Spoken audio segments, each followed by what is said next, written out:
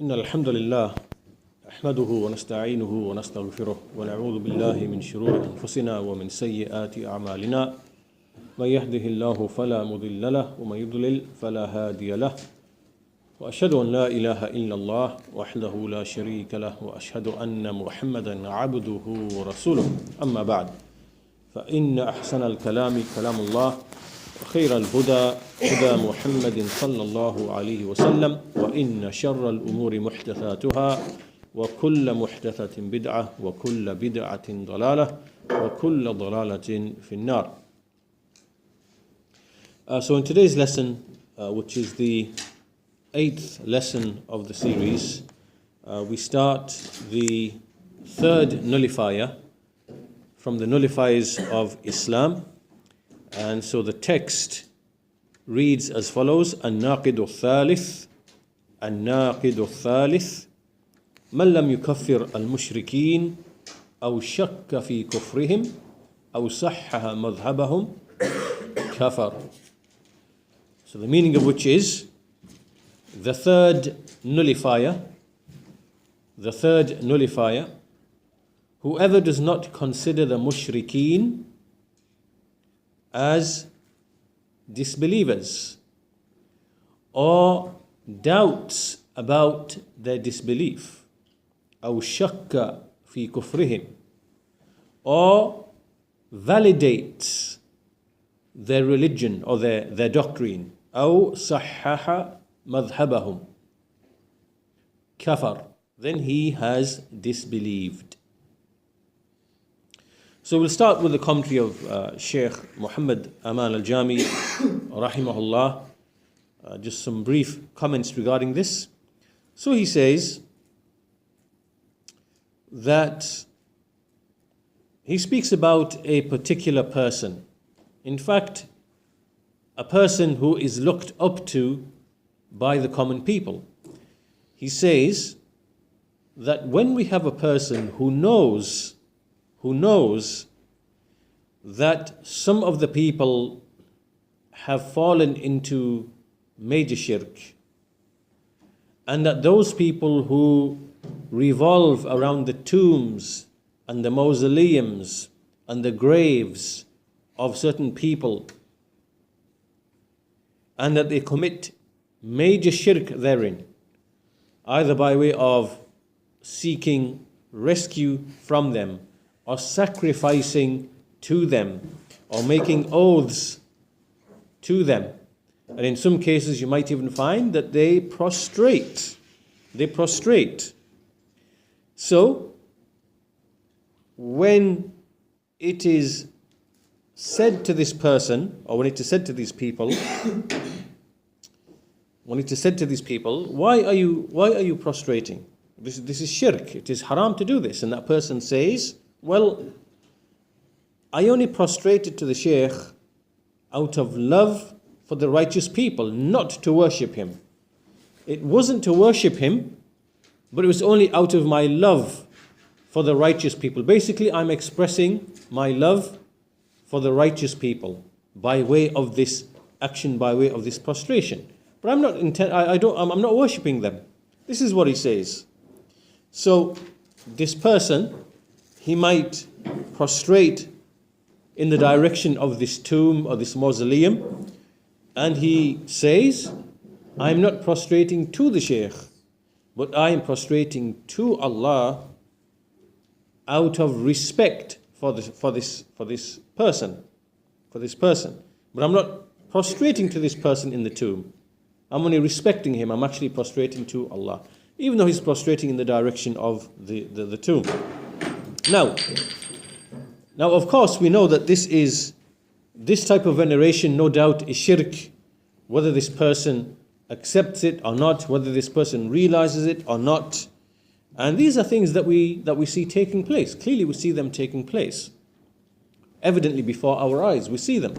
We see videos, for example, where we see these people in some of these Sufi masajid, these Brelwi masajid, they come and some big beer comes, and you see them clearly prostrating and placing their foreheads either on the ground or on the feet of this so-called peer who's actually a criminal.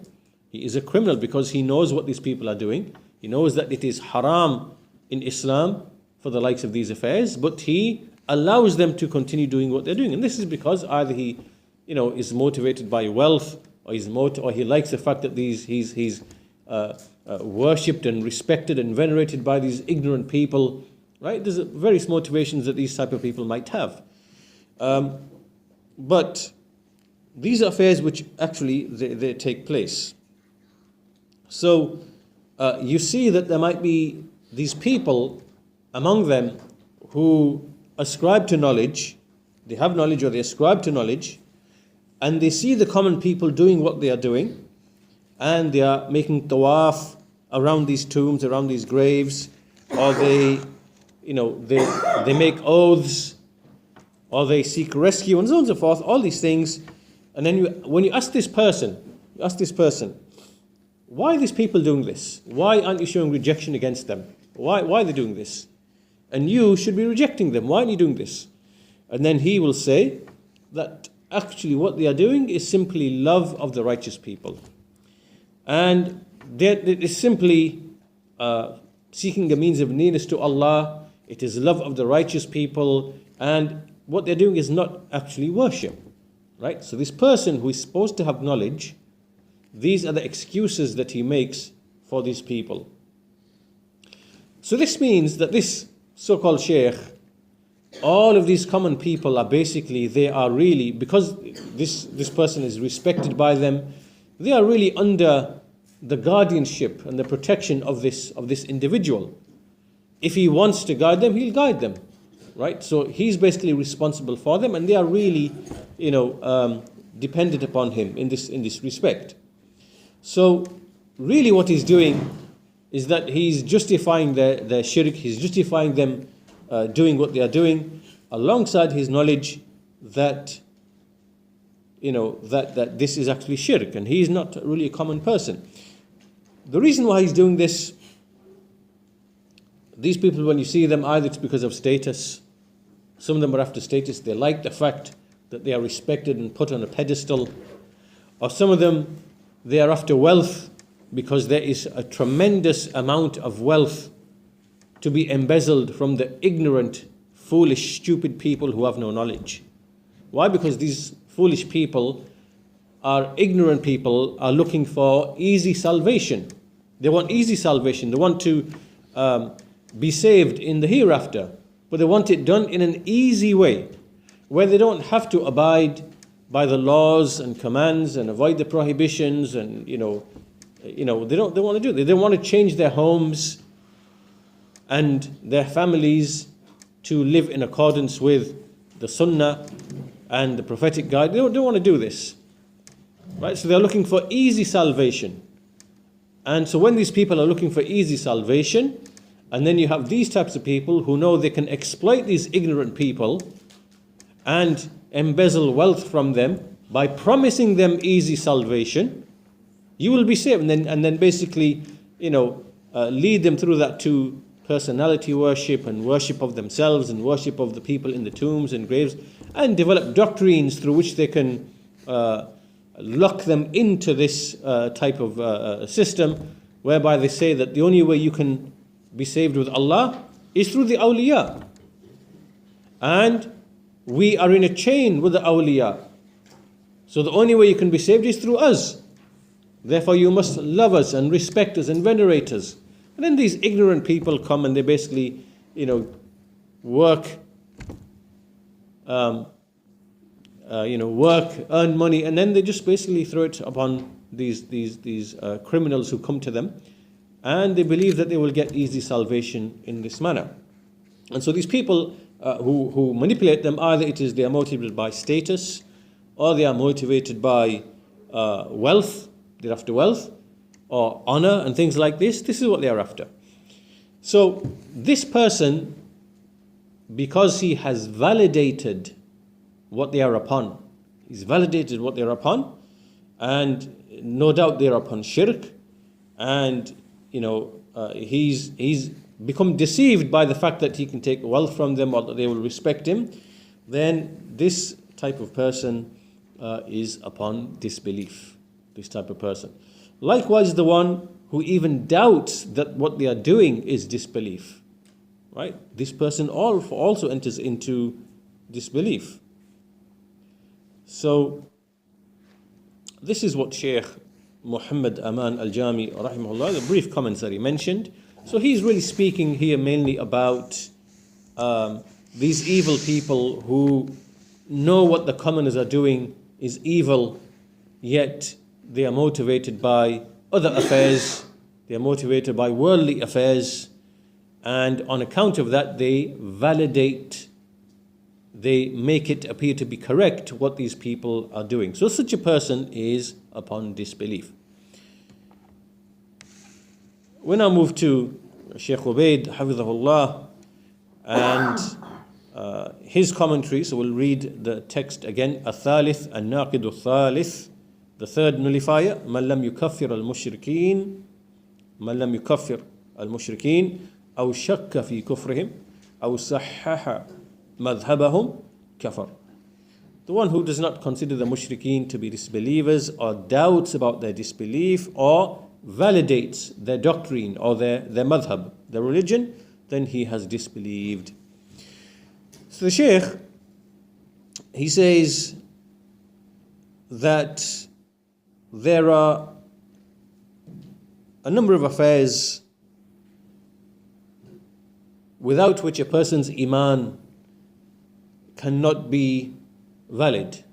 There are numerous affairs without which a person's iman and his Islam cannot be valid without them, until he brings them all together. And the essence of all of these affairs is al-bara'atu fi dhatillah. Al-bara'atu fi dhatillah. Min kulli man lam yakun musliman mahma takun millatahu wa diyanatuh. Which is basically, the essence of which is to free oneself for the sake of Allah from everyone who is not upon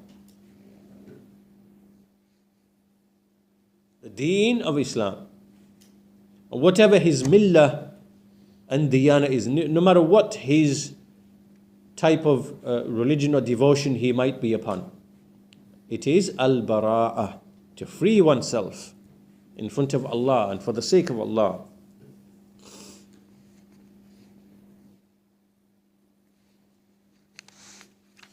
So now there are basically three approaches and three positions that can be taken in relation to this specific issue, which is the issue of al-bara'ah, which is freeing oneself and declaring oneself innocent from any millah which is other than the millah of Islam and the people upon it.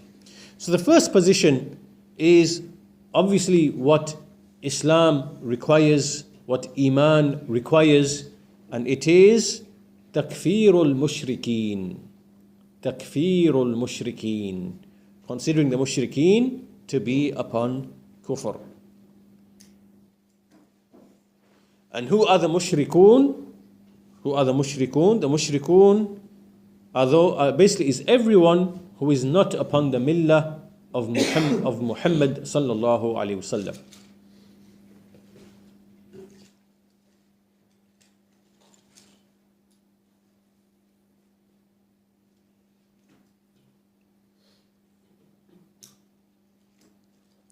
Now there are two groups of people. There are two groups of people with respect to the messengers. The first group is what we call Ummatul Ijabah. Ummatul Ijabah. This is the nation which has responded to the messenger. They've believed in the messenger, and so now they take commands and prohibitions from the messenger. This is what we call Ummatul Ijabah. The nation of, which has made acceptance, right, which has responded to the messengers.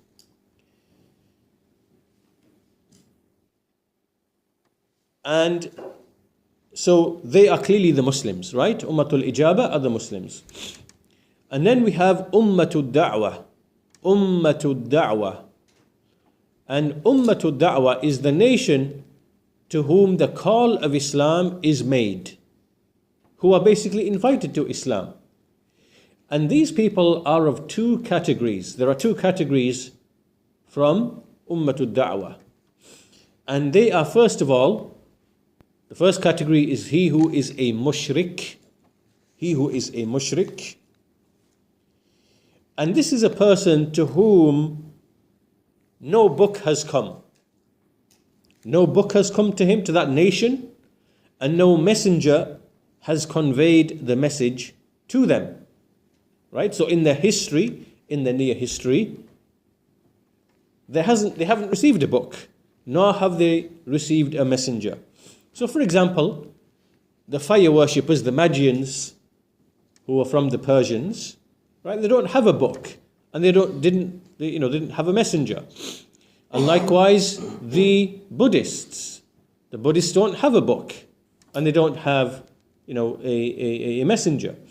And likewise, the Hindus, they don't have a book, and nor do they have a messenger. They're upon shirk. And we find amongst them there is no trace or no existence of any trace of a book or a messenger. Where we can clearly see that there are, a call to the worship of Allah and belief in the messengers and belief in the angel, things like this, the foundations of Iman. There's no trace of that remaining with them in their near history. So that is the mushrik. And as for the second type, which enters into Ummatul Da'wah, that is what we call the milli. The milli. We have the mushrik and the milli. Milli basically means one who has a millah. He's upon a religion. Meaning a religion, a deen, the deen of Islam, which came from Allah Azza wa Jal. However, he basically engaged in actions and practices, right, which then put him alongside the mushrikun. Right? So, received guidance, was upon a millah, but then deviated and swerved and engaged in actions, fell into actions, which basically put him alongside the mushrikun. And they are the Yahud and the Nasara. Yahud and the Nasara. And they are the Jews and the Christians. Now, they are called milliyun, or a milli, meaning a person who is upon a deen, upon a religion. Because in their asal, originally they were upon a sound millah. They were upon a sound religion. But then they abandoned it. Right? This is from one angle. And also they are put alongside the mushrikun because they fell into affairs of shirk. And so this is very clear in relation to these two groups. We see the Nasara, the Christians, they abandoned what Isa alayhi salam was upon, and they took doctrines from the Greeks and the Roman pagans, and they merged, they put together a new belief system. And so they said Isa ibn Maryam is the son of Allah, or they said Allah, inna Allah huwa al-Masih ibn Maryam. Indeed, Allah is the Messiah, the son of Mary. Or they say, Inna Allah thalithu thalatha. Indeed, Allah is the third of three. And there are other such things. Then this is clear shirk. This is clear, evident shirk. They abandoned the millah of Isa alayhi salam. Likewise, the Yahud. Among them, they fell into disbelief. They entered into magic and astrology, and they rejected the messengers, and they were influenced by the shirk of the nations from the Egyptians or the Persians and the various nations which they were hosted under or were held in captivity under. Right? They adopted their beliefs and practices, and they entered into shirk and entered into magic, sihr, and so on and so forth. And so also they left the millah of Musa alayhi salam, which was Tawheed. which was founded upon Tawheed. Likewise, they said, the Yahud and the Nasara, they said, نحن أبناء الله وأحباؤه. We are the sons of Allah and we are His beloved. So they made all of these claims. However, they are in reality upon shirk and they are mushrikun. Now, we make a difference though, because we say about them specifically that they are Ahlul Kitab. Ahlul Kitab. And so we say that there is Ahlul Kitab and there is other than Ahlul Kitab. So Ahlul Kitab is Yahud wa Nasara. And other than Ahlul Kitab, the people of the book, other likes of those whom we mentioned, the fire worshippers, the Magians, the Buddhists, the Hindus. So they are the other than Ahlul Kitab, who are the Mushrikun. So this is the first position that we have, making takfir of them. Because Allah Azza wa Jal made takfir of them in His book. And the Prophet Sallallahu Alaihi Wasallam made takfir of them. And likewise the scholars of this nation, it is agreed upon unanimously with respect to their disbelief. As Allah Ta'ala said, لُعِنَ الَّذِينَ كَفَرُوا مِن بَنِي إِسْرَائِيلَ عَلَى لِسَانِ دَاوُودَ وَعِيسَى بْنِ مَرْيَمَ. Cursed were those from Bani Israel who disbelieved from Bani Israel upon the tongue of Dawood and Isa ibn Maryam. These two prophets, they cursed those who disbelieved from Bani Israel. Surah Al-Ma'idah, Surah 5, verse 78. And also clearly, لَقَدْ كَفَرَ الَّذِينَ قَالُوا إِنَّ اللَّهَ ثَالِثُ ثَلَاثَةٍ. Certainly have they disbelieved those who said that Allah is the third of three. Right? This is clear, explicit. Likewise in Surah Al-Bayyinah, the 98th surah of the Quran, very clear in there, a number of verses which establishes that those who disbelieve from min Ahlil Kitab wal Mushrikeen. Right? So very clear.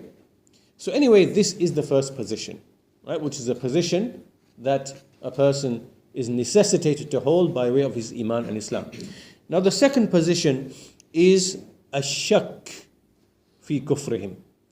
A person, this is now to be doubtful as to whether are they upon disbelief or not upon disbelief. And this, as we said, is a matter known by necessity. That they are upon disbelief is a matter known by necessity from the religion, because the texts are very, very clear and explicit, and it is known by all of the intelligent of the Muslimin, from the scholars of the Muslimin, and until even the non-religious, even those who are sinful and non-religious, even they know. You see, the most sinful of people, but they have, Islam and Iman with them still. Even they know that the Yahud and the Nasara are upon disbelief. So there is no Muslim who basically is ignorant of the likes of these affairs. It is a matter known by necessity. That's the second position. And obviously that would be disbelief. So a person who has doubt, he has shak. Right? This then is disbelief itself. It is disbelief itself. The third is now to make tasheeh, to actually validate their religion. So it's not a matter of being doubtful, it's now validating their religion, meaning arguing for it and deeming it to be correct and acceptable. And this also can take place in a number of different ways. There are numerous ways by which a person can fall into this.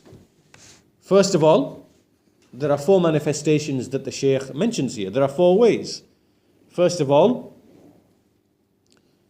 one of the ways in which a person might do this is he calls to the unity of religions. Basically, he says that all religions are one, basically they have the same objective, and they are different ways to reach the Creator, and each of these ways are valid and acceptable to the Creator.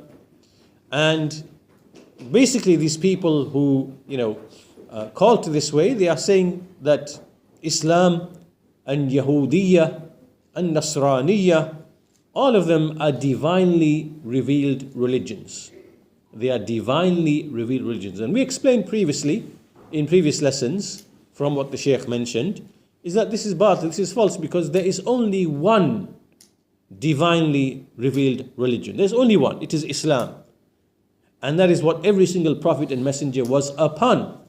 There is no deen that was revealed known as Yahudiya or Nasraniya or anything else. Right? These are manufactured religions. Right? Their names, these are not names of the religion of the prophets and messengers. The name of the religion of the prophets and messengers is Islam.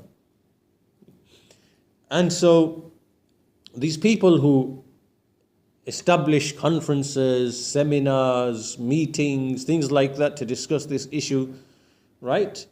All of this is basically validating this false deen, and it is a nullifier of Islam, the one who basically makes these types of claims.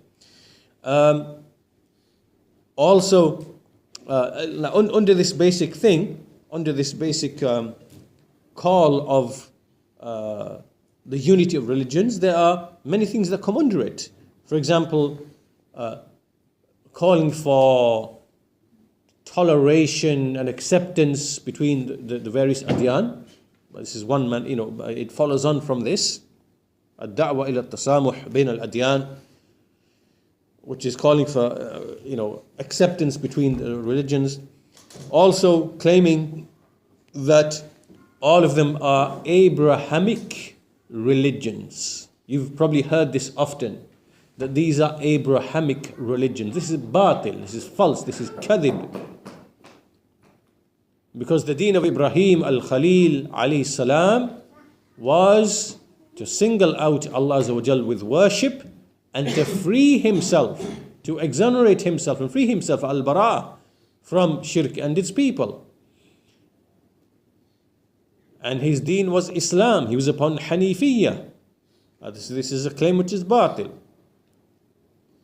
And also from the manifestations of this is that these people, we see them arguing and even fighting for the sake of defending, or for the sake of fighting against the takfir of those whom Allah Azza wa Jal and His Messenger ﷺ have made takfir of. Right? So they defend them. And they say, well, no, don't say these words. Don't use these words. Say that they are just simply, an opposing party or the other group or in things like this. Instead of describing them with what they are described with in the speech of Allah Azza wa Jal and the speech of the Messenger Sallallahu Alaihi Wasallam. Right? That's another manifestation that follows on from this call of Wahdatul Adyan. And also, some of them you see, like this misguided innovator, Al-Qardawi and others, you see from them, they actually make tarahhum. Tarahhum is to invoke Allah's mercy. Right? To say, Rahimahullah. You see some of them invoking Allah's mercy upon some of these people who die upon shirk, from their leaders, from the priests and leaders and people like that. Like he did, with respect to the Pope, the Christian Pope. And these people die upon shirk. And so, likewise, he describes them as the shaheed of the Arab nation. Right? So you see, like an Arab Nasrani dies, and he says the shaheed, the martyr of the Arab nation. These types of, statements. So all of these are very, very clear that they are manifestations of this, that anyone who validates the deen of these people, then his Islam is invalidated. So anyone who basically wants to actualize this wala for the sake of Allah and al-bara'ah for the sake of Allah, then he must love and hate on the basis of on these foundations, the foundations of Islam, which are Tawheed. And anyone who is not upon this, then he is opposing the book and the Sunnah. So the Shaykh then finishes just by mentioning some evidences, basically from the Quran and from the Sunnah and from Ijma', to basically establish that anyone basically the call of the Messenger Muhammad ﷺ is universal. No one is exempted from it. And obviously on this basis, anyone who rejects this call, then clearly that person is upon disbelief and is upon an invalid deen. So from the evidences from the Quran, which establishes this, is the statement of Allah Azza wa Jal, وَمَا أَرْسَلْنَاكَ إِلَّا كَافَّةً لِلنَّاسِ بَشِيرًا وَنَذِيرًا. And we do not send you except to all of mankind as a bearer of glad tidings, as a bringer of good news, and as a warner. Surah Saba, the 34th surah, verse number 28. Also the statement of Allah Azza wa Jal, ما كان محمد أبا أحد من رجالكم ولكن رسول الله وخاتم النبيين. Muhammad is not the father of any one of you. Muhammad ﷺ is not the father of any one of you, of any one of your men, but he is the messenger of Allah and the seal of the prophets. That is in Surah Al-Ahzab. The ayah is not mentioned. And likewise, Allah Ta'ala, He said, وَمَا أَرْسَلْنَاكَ إِلَّا رَحْمَةً لِلْعَالَمِينَ. And we do not send you except as a mercy to the worlds. Surah Al-Anbiya, Surah 21, verse 107. So these are evidences from the Quran that the call of Islam, the call of the Messenger ﷺ is universal and no one is exempted from it. And from the Sunnah is the statement of the Messenger of Allah ﷺ, وَكَانَ النَّبِيُّ يُبْعَثُ إِلَىٰ قَوْمِهِ خَاصَةً وَبُعِثْتُ إِلَى النَّاسِ عَامَةً. A prophet used to be sent to his people specifically, but I was sent to all of mankind generally, to all of the people generally. And so this hadith is reported by al-Bukhari. And likewise, Imam Muslim in his Sahih. And the second hadith is the statement of the Messenger of Allah sallallahu alaihi wasallam, وَالَّذِي نَفْسِ بِيَدِهِ لَا يَسْمَعُ بِي مِنْ هَذِهِ الْأُمَّةِ يَهُودِيٌّ وَلَا نَصْرَانِيٌّ ثُمَّ يَمُوتُ وَلَمْ يُؤْمِنْ بِالَّذِي جِئْتُ بِهِ إِلَّا أَدْخَلَهُ اللَّهُ النَّارِ. By him in whose hand is my soul, no one from this nation hears of me, of any Yahudi or Nasrani, any Jew or Christian, and then he dies without believing in me, except that Allah will enter him into the fire. And that is reported by Muslim in his Sahih. And finally, the ijma', we know the consensus is established on this matter, and we've already mentioned, that was alluded to earlier on. So this is the end of our discussion of this third nullifier of al-Islam, which is basically doubting the disbelief of those people who are upon other than Islam, and trying and basically validating their religion, or having any doubting or not believing in the disbelief that they are actually upon disbelief. So this leads now, then we'll move swiftly on to the fourth Nawaqid. We'll basically read the text and we'll make a start with the statement of Shaykh Muhammad Aman al-Jaami rahimahullah. And so al-Naqid al-Rabi', the fourth Naqid, the fourth invalidator or nullifier, من اعتقد أن غير هدي النبي صلى الله عليه وسلم أكمل من هديه وأن حكم غيره أحسن من حكمه كالذين يفضلون حكم الطواغيت على حكمه فهو كافر. Whoever believes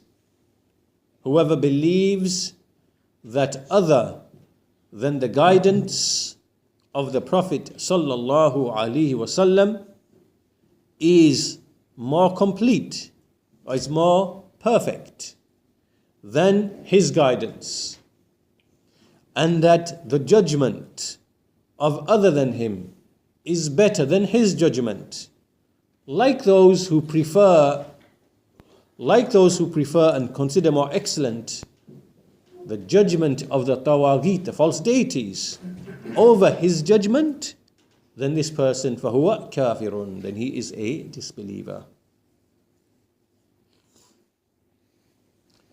So regarding this Naqid,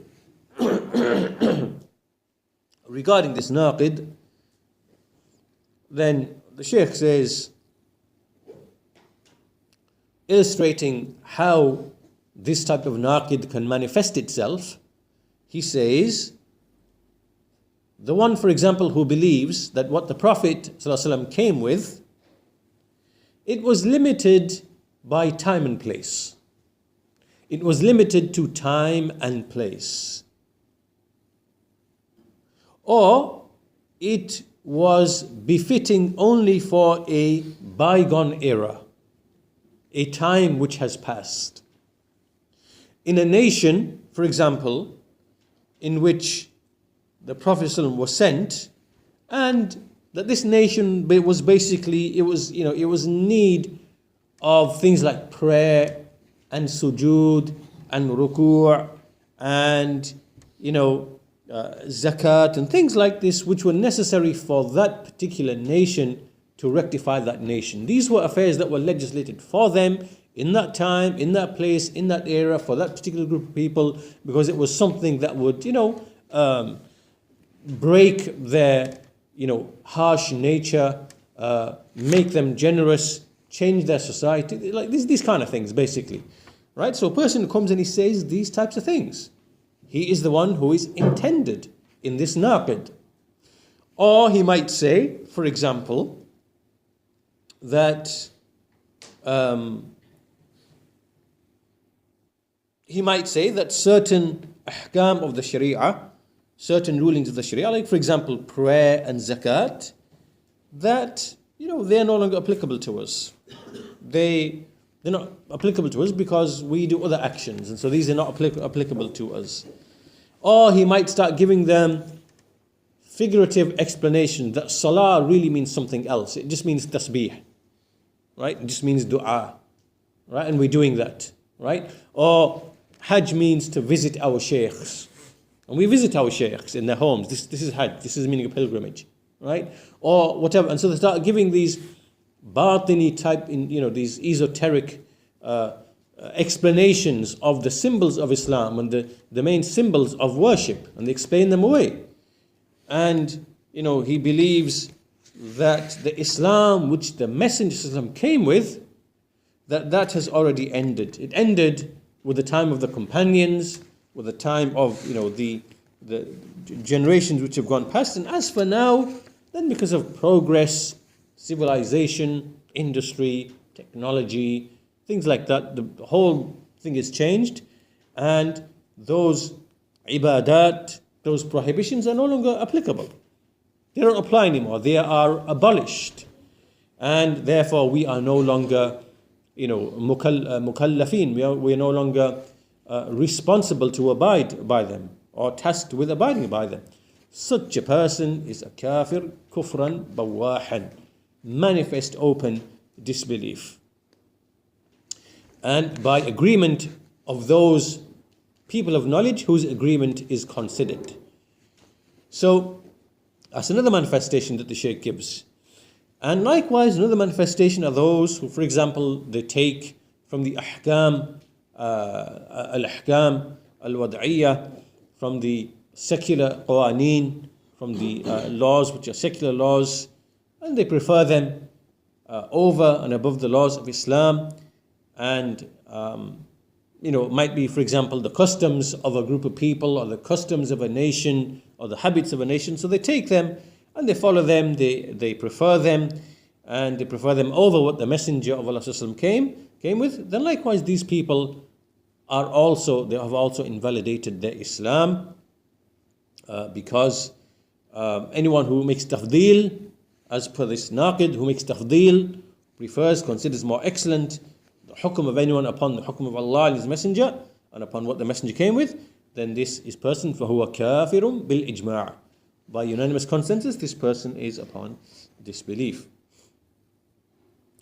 And the Shaykh then gives different manifestations of this. So this can take place, for example, by way of those, many of these people who enter into politics, and in politics where they legislate, by way of the parliaments, and they legislate affairs, either because they consider these affairs to be better and superior than what Islam came with, or they might not hold that they are better or superior, but they simply believe it is permissible to do so, even though it's not. In either of these two situations, then this is also an invalidator of Islam. And you see many of these people, the Shaykh says that it makes no difference whether they bring these qawaneen from themselves, so they devise them from themselves, and then they might use the argument, no, we're not bringing foreign qawaneen, we're not bringing secular qawaneen, they're not from foreign sources. Right? It makes no difference whether they bring them from themselves, right, enact them from themselves, or whether they import them from outside. It's the same thing. It's exactly the same thing, right? Whether they say that these laws are better, or whether they say it is simply permissible to do so, right? In either of these two situations as well, then all of that is a naqid from the Nawaqid of Islam, whether they brought them from themselves or whether they imported them from outside. And so here clearly said, كَالَّذِينَ يُفَضِّلُونَ حُكْمَ التَّوَاغِيتِ عَلَى حُكْمِهِ فَهُوَ كَافِرٌ. So as for Tawheed, then we covered this previously. At-Taghut is that with respect to the limit has been exceeded. Anything in which the limit has been exceeded in terms of, with respect to worship, or with respect to following them, or with respect to obeying them. Worship, obedience, and following, where the limits are exceeded, in relation to that thing, in relation to these three affairs. So for a servant, the Shaykh finishes his commentary by simply saying that upon a servant, that he should not worship except his Lord and his Creator. He should not follow except the Shara' of Allah Azza wa Jal, the Shara' of Allah Azza wa Jal, the legislation of Allah Azza wa Jal. And anyone who basically exceeds this had, either by worship or ittiba', by way of ibadah, or ittiba' or ta'ah, in any of these ways, then this person, then he has, fallen into following the Tawaghit. And so this word Tawaghit is from tughyan, which means to exceed the limits, And this is not permissible. It is from the Nawaqid of Islam, as the Shaykh says, وَهُوَ مِن نَوَاقِدِ الْإِسْلَامِ. So this is the essence of what the Shaykh has said here. And as you can see, that this naqid can have many different manifestations. And the scholars, like Shaykh Abdul Aziz bin Baz, rahimahullah, and other than them, they explain the various manifestations of this. That, for example, a person might believe that, as you saw, that Islam is no longer relevant. The laws of Islam are no longer relevant. This is a naqid. Or a person might say, well, they are not irrelevant, but there are other qawaneen which are superior and more suited to the time. Even though we believe it's okay to, use the qawaneen of Islam, the ahkam of Islam, and so on and so forth. Right? This person has now made tafdeel, and this is a naqid of Islam. Or a person might say, well, no, they are no longer applicable to us, and they're for a bygone era, and they are backward, or things like this. This is clearly a naqid from the Nawaqid of Islam. Or a person might say, no, I don't say that they are inferior and that they are abolished and that they whatever else. I don't say any of that. But I'm just saying that it's okay for us to, rule by way of these qawaneen. That is permissible. That's all I'm saying. This one too, when he says it is jaiz, right, it is lawful. This person too, it's an naqid from the Nawaqid of Islam, right? So all these are various manifestations, and you see that the scholars of Islam, they have explained and expounded upon this issue in a bit more detail. So that is the statement of Shaykh Muhammad Aman al-Jaami, rahimahullah. And what we'll do is we'll conclude our lesson at this point, and in the next lesson we'll try to cover Shaykh Ubayd's explanation of this naqid as a whole, inshallah ta'ala, because that will take roughly about a lesson. So with that, we'll conclude our lesson there today. Walhamdulillahi Rabbil Alameen. Wa sallallahu ala nabiyyina Muhammad wa ala alihi wa sahbihi ajma'in.